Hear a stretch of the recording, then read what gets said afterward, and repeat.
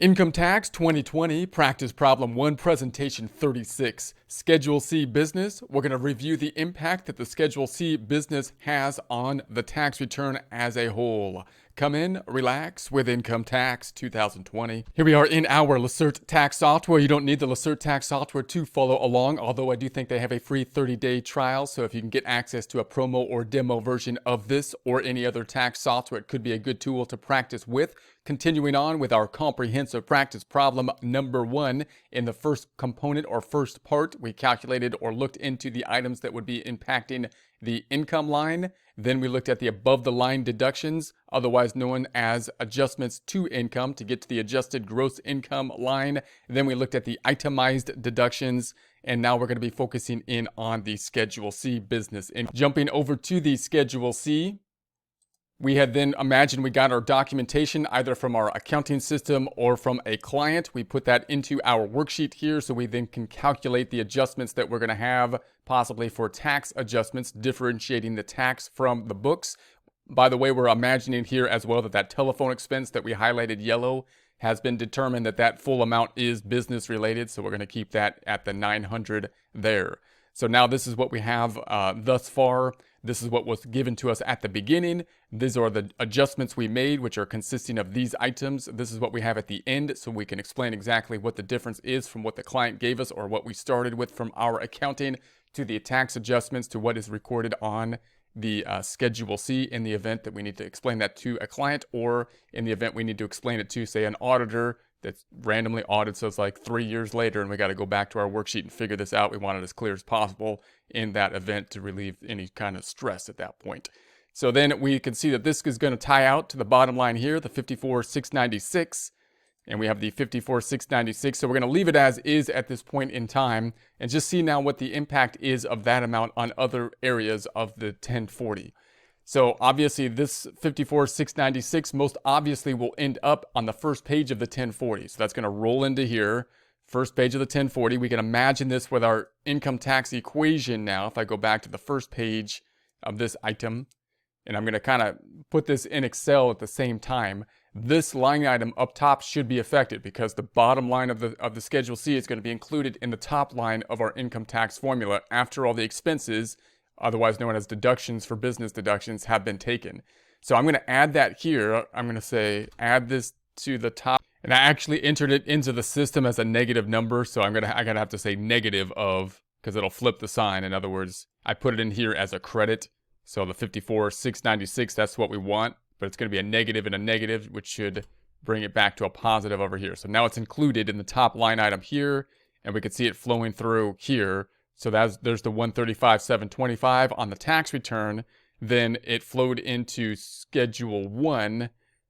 We can see here the business income flowing in the 54,696, which then flows in to the first page of the 1040. There's the 135,726. Now the other thing that's kind of directly impacted from the Schedule C is the fact that we have to then have the self-employment tax. So if I go back to the Schedule C, bottom line, this 54,696, I'm not only going to have to include that in income tax, but have to now calculate self-employment tax, which would typically be calculated through the W-2 wages by the employer and taken from us if we were an employee, as it was in our W-2 wages. Now we have to kind of pay it or calculate it with the income tax at this point.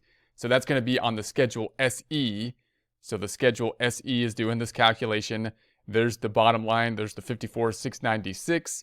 We're taking that and multiplying it times 0.9235, and then we're basically applying out the tax for the Social Security and Medicare, which is going to be 0.124 and 0.029. So you could then do that calculation again. If I go into an Excel and try to mirror this in Excel, then I can say, let's go to the adjustments here, and we're going to have the self-employment tax. And you could do like a calculation of it here, try to do it in the system, or you can basically be dependent on the software. I'll try to do a little calculation, a formula of it.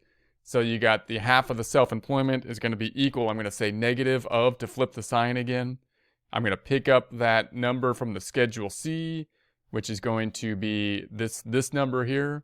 And then I'm going to multiply it. I'm just going to copy the formula here. So I'm going to multiply it times the 0.9235. So I'm going to say times times 0.9235, and that is then going to be that 50,512, and then I'm going to take that. So I'll take that whole thing, I'll put brackets around it just to make sure I take that whole thing, and I'm going to multiply it times, and then I'm going to say, this is the way I usually think of it, 0.062 would be the employee half of Social Security, and then plus the 0.0145 would be the employee half of the Medicare, and then I'll take that times 2. So that's the way I would typically think of it. Let's see if that comes out right. That's coming out to 7728. If I go back on over here, that's going to be the total, 7728. Now I've got to divide it by 2 to take half of it.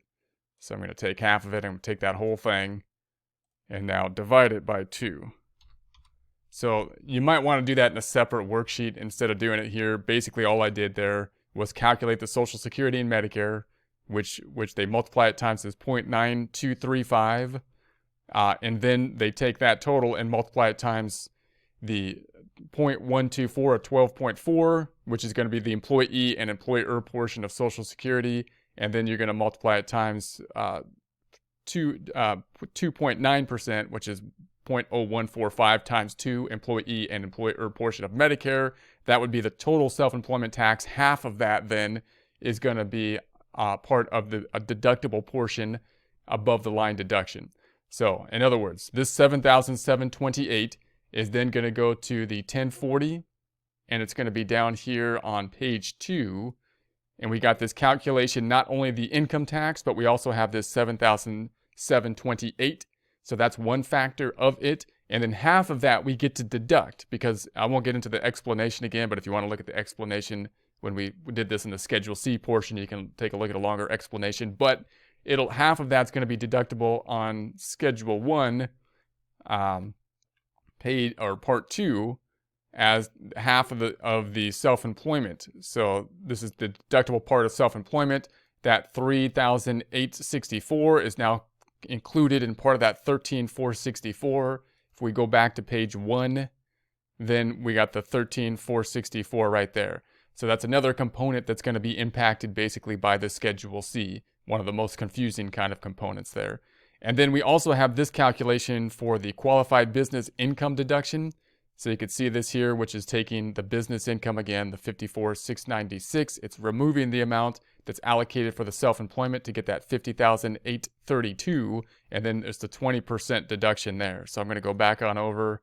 I'm going to go to the first page, and if I was to calculate this, from my worksheet here, we're looking at this line, and so I got that in. So we got another worksheet here to pull this over, and so basically I'm going to take that business income again. I want it to be a positive number, so I'm going to say negative of this number. There's that $54,696. I'm going to recalculate it. This is something that you might be a little bit dependent on the software. This is going to be a simplified calculation as well, which could differ as income goes up. But then I'm going to take the deductible part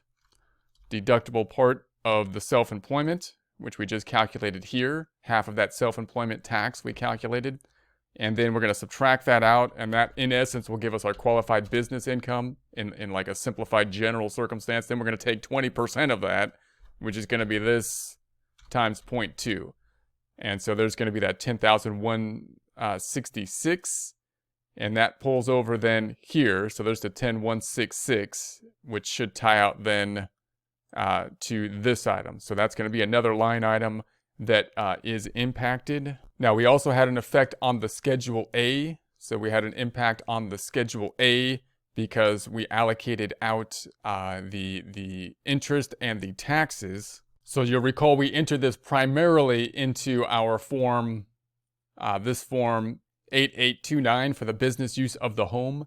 And we said 15% of it then went here for those two items, and the rest of it then is going to go to the Schedule A. So if I go then back over to the Schedule A and I note that, I'm going to say, okay, I had my business use of the home, which was at that 15%.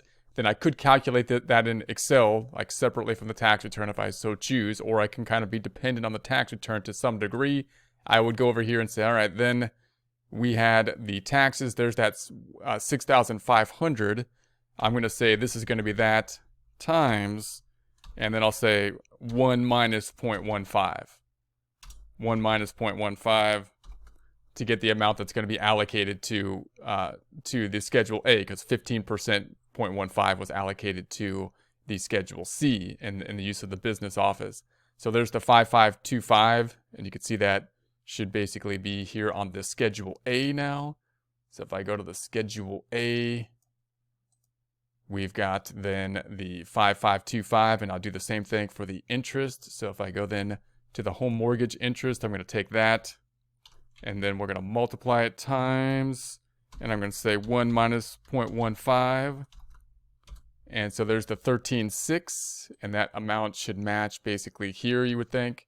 Bottom line is at the 23,279. So if I go down here, we're at the 23,374. Part of the difference being for the medical expenses up here. And part of that is due to the fact that this adjustments to income, we're no longer able to take the 12,000 because of the income limitations, and one person was able to put money into a retirement plan. So you'll note that this got limited now to us when we maximized out the amount that we're going to put in the above the line deduction here. Let's see, it's going to be on Schedule 1. We've only got then the 6,000 here, 6,000. So we maxed out these contributions, and now the income is over a threshold that we're only going to be able to put in the 6,000 to get the deduction for it, and that's why we kind of want to do that last. So I'm going to go back on over. I'm going to change this to 6,000, and then we're at the 13,464 now. If I pull that over to page 1, we're at the 13,464. So let's check our income numbers here. If I go back on over, we're going to say that we had total income of the 135,726. So we're at the 135,726. That checks out. And then we've got the 13,464 for the above the line deductions. So let's check that out. 13,464. That gives us an AGI of 122,262. So 122,262. Now we're back to the standard deduction at the 24,800. Let's just make sure our itemized deductions tie out though, so we have a good comparison. If I go back to my itemized deductions, bottom line 23,279, and that's at we're at the 22 here. So let's just, something else is off. This is often the thing that's going to be off. It's calculating the taxes, because it's automatically calculating the taxes at 1,224 instead of the amount that we paid.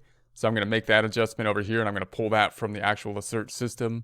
So I'm going to say this taxes should be not 869, but it's going to be 1,224, and that's going to bring us down then to the 23,279. So if I look at that, we're at now the 23,279. So if I go back to the 1040 then, now we're at the, so now we're going to be taking the standard deduction, going back to the first page. We're taking the standard because the itemized is now at 23,279. We're actually going to have some more tax payments we're going to have to add, which might kick up the itemized deductions a bit. But in any case, we're taking the standard for now. Then we got the qualified business income deduction, taxable income at 87,296. If I go back on over 87,296, let's then go to page 2, where the tax will be calculated for the federal income tax. It's going to be calculated at that 10,690, but then we also have the self-employment tax at the 7,728. So we got the 10,690, 10,690, but then we also have the other taxes, which is going to be the self-employment of the 7,728, the 7,728. Now we can do the calculation for the 7,728. I'm going to rely on the system right now, though, 7,728. So there is that, and that's going to add up to the total tax of the 18,418.